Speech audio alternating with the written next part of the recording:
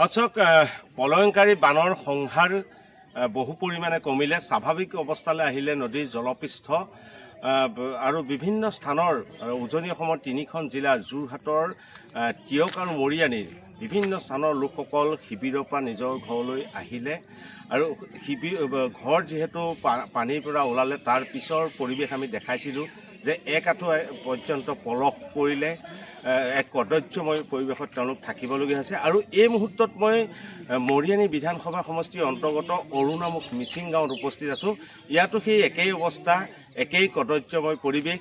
যি গৰু, ম'হ, ছাগলী, গাহৰিৰ লগত মানুহ সহবাস কৰিবলগীয়া হৈছে, এক দুৰ্গন্ধময় পৰিৱেশত তেওঁলোক থাকিব লগা হৈছে। সহযোগীয়ে এখন ঘৰৰ কিছু দৃশ্যাংশ দেখুৱাব যে পথৰ পৰা ঘৰলৈ যাব পৰা তেওঁলোকে অৱস্থা নাই। তেওঁলোকে বাঁহৰ সাঁকো দি শুকাই যোৱাৰ পিছতো সাঁকোৰে তেওঁলোক অহা যোৱা কৰিবলগীয়া হৈছে, কিয়নো ইয়াত এক আঁঠুতকৈ অধিক বোকা হৈ পৰিছে।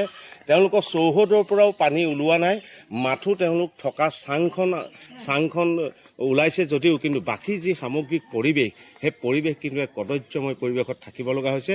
আৰু এই পানী যোৱাৰ পিছত যিসমূহ বিভিন্ন প্ৰান্তৰ দৃশ্যাংশ দেখুৱাইছোঁ, দৰ্শকসকলক দেখুৱাইছোঁ।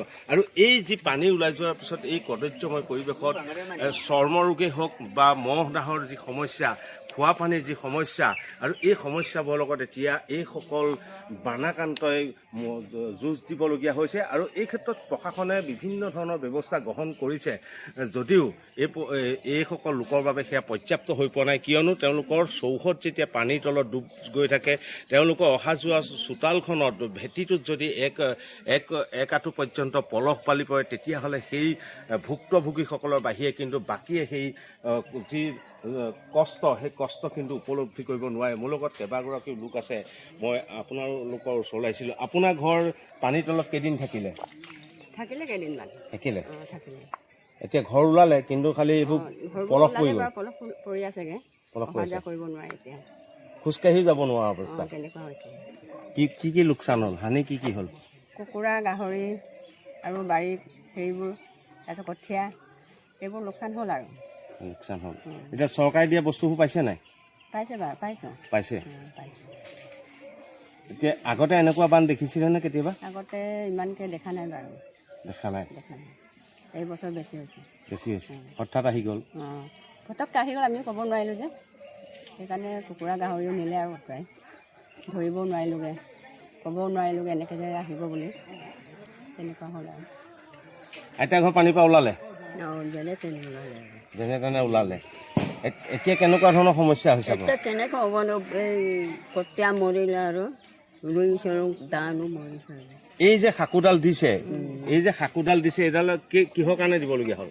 এইটো অহা যোৱাৰ কাৰণে। বোকা পানী তাৰমানে যাব নোৱাৰি। কিমান পলস হৈছে, কিমান বোকা হৈছে?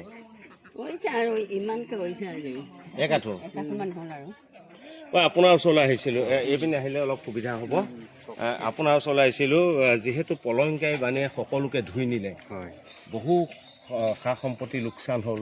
তাৰপিছত বান যোৱাৰ পিছত যিসমূহ সমস্যা, কেনেকুৱা ধৰণৰ সমস্যা মানে পলসে পেলালে, মানুহ অহা যোৱা কৰিবৰ কাৰণে অসুবিধাৰ কাৰণে দলং লগাবলগীয়া হৈছে। ঘৰৰ ভিতৰতো পলস পৰিছে? ঘৰৰ ভিতৰতো পলস আঁতৰাইছে এতিয়া বৰ্তমান, কিন্তু শেষ হোৱা নাই। আপোনাৰ কি হানি হ'ল? হাঁহ, কুকুৰা, গাহৰি ৰাতি অহাৰ কাৰণে সেইবোৰ হানি হ'ল। আৰু কঠীয়াটো শেষেই হ'ল বাৰু চবৰে। মাটি ৰুইছিলে নে? মাটি ৰুইছে, কিছুমান ৰুইছিলে, কিছুমান নাই ৰোৱা। কিন্তু শেষ। খোৱা পানী ক'ৰ পৰা খায়? খোৱা পানী 3 দিনমান নাপালোৱেই। ক'ৰ পানী খালে? কাৰোবাৰ ঘৰত টিউবৱেল থকাটো পৰা অলপ আনি খোৱা হ'ল আৰু। এতিয়া অইন মানুহে দিছে, NGOহঁতে দিছে, চৰকাৰীও দিছে পানী, আৰু জল জীৱন পানীও এতিয়া আহিছেগৈ আৰু। মানে স্বাভাৱিক অৱস্থালৈ আহিছেগৈ। খালি খেতি বাতিটো সম্পূৰ্ণ গ'ল। খেতি বাতি গ'ল। ধন্যবাদ জনাইছোঁ। এয়া আছিলে অৰুণামুখ মিচিং গাঁৱৰ দৃশ্য।